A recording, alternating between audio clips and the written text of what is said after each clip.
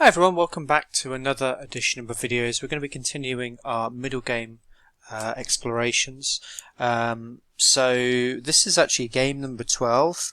I think I've skipped about 3 or 4 of them, as I'll be honest with you, the answers weren't particularly difficult, I don't think, to get. In my opinion anyway. I think game 9 was just a simple threatening of checkmate in 2. In fact, actually, that move actually forced the resignation, so that was quite handy. Number 10 was just moving out of a check. And then number 11, it was actually an interesting Paul Morphy game. And in that particular one, there was a nice push of the D pawn to create a really powerful isolated Queen's pawn. But this particular one, this was, I believe, a game played by 2 players I've never heard of. Let me just double check on the chess games. Who was it now? It was Frederick Perrin and Hubert Knott. Never heard of these 2 players, but anyone who has got any knowledge of them, answers on a postcard. I'll probably look at the little bios that they have on chessgames.com at some point to sort of direct me. So this particular game, the last move was g3. I'm just going to flip the board. So g3, now attacking the queen. And I guess we'll just start the timer and go through all my thoughts. So let's start that now. And oops, we go to this one. Right, so in this particular game then, so I actually had 2 varying responses to my 30 seconds versus my 3 minutes.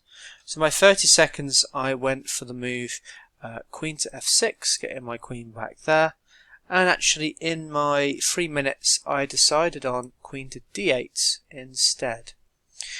So really there's only 4 candidate moves here. So you've got g5, f6, queen to e7, d8. There's not really there's no like weird sacrifices, I don't believe. Nothing that I can see that seems to work. So there's no sort of weird Zwischenzugs or something to try and save the position. So yeah, I think this is pretty much it, isn't it? So we've got these moves. So I'll go through each of them in line and see my sort of talk about my particular thoughts on each of them. So I think queen to g5, I just think just looks a bit too risky. We're just going into the line of fire with the bishop. I think already actually there is just a simple win with this move, so we can simply rule that out. So that comes with a check, discover the attack. So differently, this one we can rule out. So that leaves us, if I start colouring these squares in so I can see what's going on. So I said in the 3 minutes queen to f6, and I'm just sort of, it's quite difficult. I don't think there's anything that wrong with any of them, to be honest with you. I think the reason why I wanted to do d8 was, I think, just to maintain some flexibility in the position. It looks like I'm underdeveloping my pieces, but in actual fact, my queen has a bit of scope, maybe potentially coming to c7, making some sort of battery along here. I could even come to ideas of b6, hitting the pawn. So it seemed like the most flexible move. But let me just have a double check. I just want to make sure there's no sort of tactics in this particular position. I don't think there's anything I can see that is concrete, although I'm slightly concerned. If I came back here, is there some ideas of knight captures? I think that could be very interesting. I'm not sure it works, but it is interesting. So knight captures queen, we start charging in with the pieces. So in actual fact, maybe queen to f6 might be a bit better. It stops that potential knight sack from occurring. So let's see, queen here, knight takes. How do we respond to that? If we capture here, bishop captures, that comes with a check and skewers the king and the rook. And not only that, our position seems to disintegrate quite quickly. If I came here, knight here is a threat. Oops. So here, knight takes, I take back, What's stopping him from... Oh no, so... Okay, right, so that's the idea. So, if I came here, knight here, I can then take back with the queen. And that's absolutely fine then. And there's no other threats that could occur. So... Yeah, I think that actually is just the answer, isn't it? I'm curious why that wasn't played earlier. So I just want to go back just a moment. Okay, because there was a couple of captures here. Oh, I see the knight moved. Okay, and then... So actually he's now threatening to do that. So how anything better? I think, to be quite honest with you, this looks like the only move I would play now. Just because this is a problem. Just calculate the line out a bit more. Queen comes here, captures. Yeah, there's nothing at all for black, is there? So we have to play that. That stops this particular threat from occurring, as we can capture back with the queen. So other things, I just want to make sure there's no other potential tactics. I'll go through the rest of the line and see what else white can do here. So after I go here, what could white play? What could white play here? Always got to be careful of playing moves like this. I've just noticed as well. If I play the queen back here and then next move g5, there's always these checks. So there's quite a lot. I think white's position is not bad at all. I mean, I think black's position's solid. Don't get me wrong. But he's got some menacing looking pieces here. Coordination's not that bad for white at all. Okay, so what could white play? Let's say he pushes forward with f3 to evict this rook. And, well, let's say we move our rook back. And he starts to cause some real problems for us. In actual fact, knight takes is also interesting. To captures back, bishop takes. This is some absolutely fascinating tactics. So maybe I haven't analysed this as well as I would have liked. So I wonder how I can parry this threat. So queen here, knight takes. Is there anything better I can do? Comes here, knight takes, pawn takes. I think I just lose a rook, don't I? I mean, don't get me wrong. It's two pieces and a pawn. Sorry, 2 pieces for a rook and 2 pawns, isn't it? So it's not the end of the world, but it's not ideal. I'm actually wondering how black managed to win this game now. This is pretty deadly, isn't it? This knight is just a pain. Absolute pain. Causing all sorts of problems. Well, let's just double check where we are with the time. We've got another 2 minutes, so we've still got a little bit of time before we submit the move. I think, to be quite honest with you, I can't see anything better than just queen here. Maybe the problem is I think this move is just even worse for us if we don't play here instead.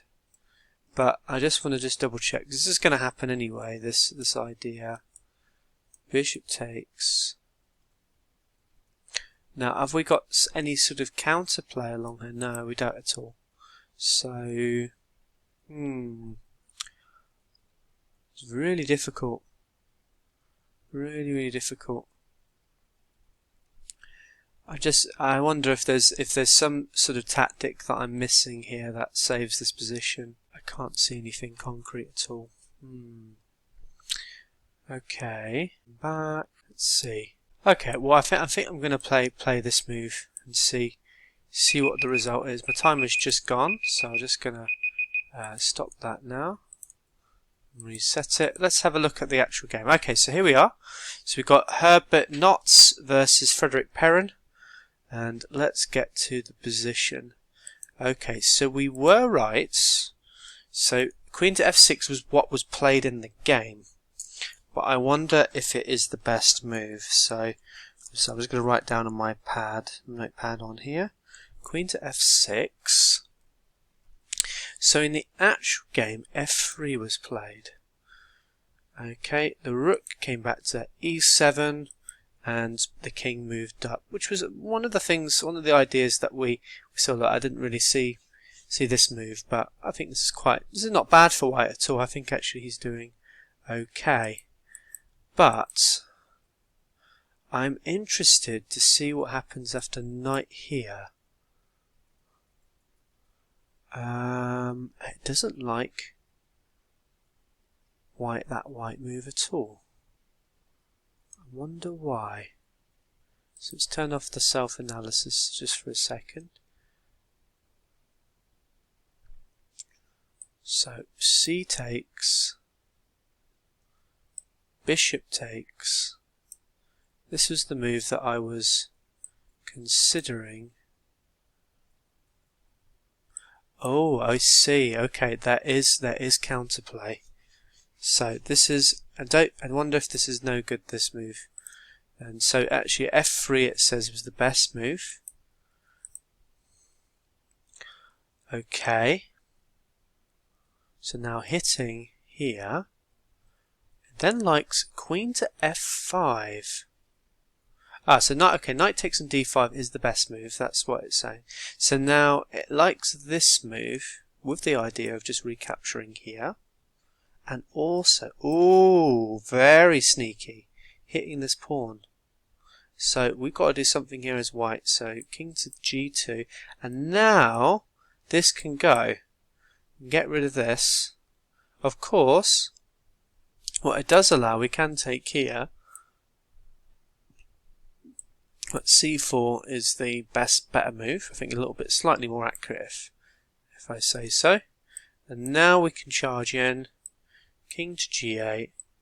This captures. So knight to g8 as opposed to king to g8. It's probably slightly more accurate. This isn't bad. This is not bad for white. I'm actually slightly surprised that this is just saying even. I guess black's activity is really good here. I do prefer black's activity, being honest with you. I think we can probably win back. Let's go down to self-analysis and just have a look at this position just for a little bit. So if I was white here, what would I play? Because now your problem you've got is you'd love to evict this, but it comes with a check and things. Although actually, now I say that, maybe it's not so bad. It looks very loose. I'll be totally honest with you. I wouldn't be overly happy with this pawn structure. This is typical 19th century pawn structure. But yeah, I'm not sure. I'm not sure I like it. So the queen goes back. Let's say it goes back here. I don't know. Just get out of the way. Rook here. We come here to start hitting this pawn. I mean, this is just okay for both players, I think.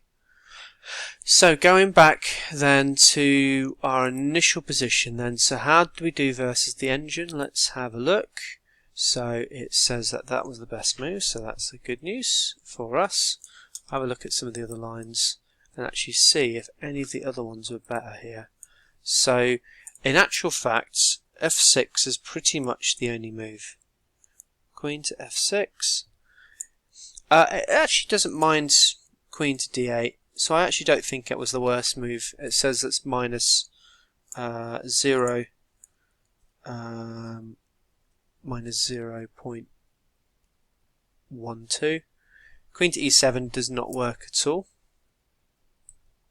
Quite interested to see why that doesn't work. Okay, that's the problem. Yeah, there's just a simple tactic, so we lose the rook. Yeah, so it's a good thing we didn't play that then. So, oh, I did actually write that in my little notes. So I said queen to e7, f3 traps rook. Okay, so I did notice that then on my 3 minutes, but just not on my my 10-minute analysis.